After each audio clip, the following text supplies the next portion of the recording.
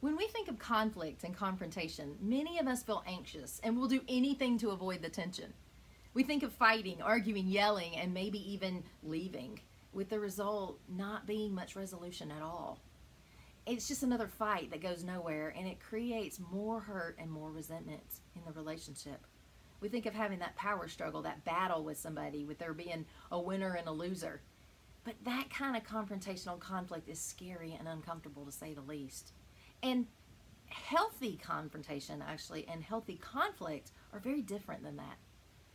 Healthy conflicts and confrontation are really about two empowered people having a respectful conversation with the goal being resolution and reconnection.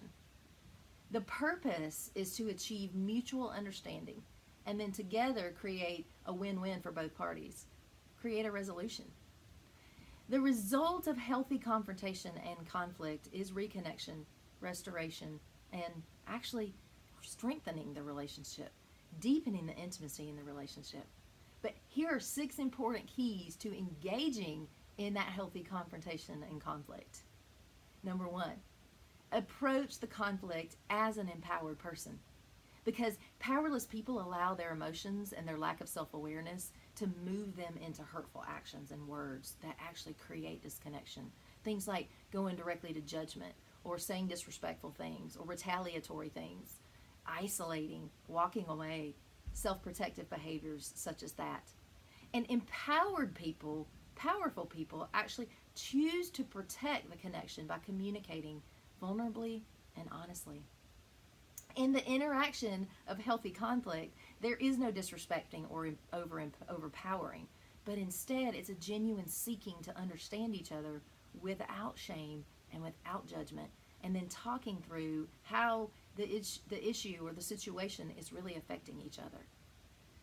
Number 2, communicate 2 things in the conversation. The first thing being how the experience or the behavior is affecting each other. Number 2, the experience that needs to be created in order to restore the reconnection and the connection in the relationship.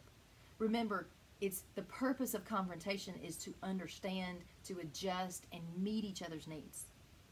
Number 3, speak in I statements, because this enables us to tell the other person what we need from the situation and how that experience has affected us emotionally.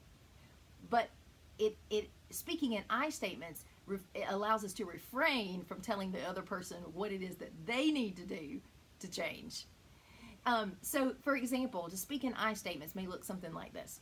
It means like, I value you and I love you and I love our connection and our relationship enough to stay open and vulnerable and honest with you and keep my heart open. And I choose to connect. I choose to be vulnerable with you and let you know what I need. And I trust that you care about what I need. And so I feel blank when this happens. And what I need to feel in our relationship is blank. And so that really helps the listener understand where we're coming from. And then number 4, the listener needs to listen and validate, because validation is important to show the other person that you hear and understand what they're saying and how they're affected, rather than trying to defend or argue or invalidate or judge them. It's important that the listener always seeks to connect and understand empathetically, compassionately, and genuinely, and then creates a strategy to adjust the behavior to meet the partner's needs, not to fix the situation, but to meet the partner's needs after we validate and connect. Number 5, stay focused on the behavior at hand. Be careful not to say you always and you never, as it puts people on the defensive and it brings up past resentments. Because if we're resolving conflict in healthy ways, then we won't have to bring up those past hurts, because we've already forgiven the resentments after we resolve the conflict in healthy ways.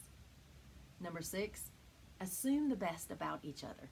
Refrain from assuming the worst. Most often the behavior that creates the hurt or the pain in relationships is not intentionally meant to hurt the other person.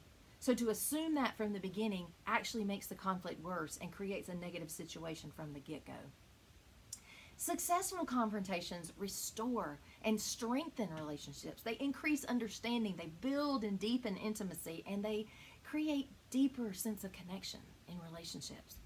And it's important that we engage in healthy conflict by choosing to better meet each other's needs. That needs to be the goal.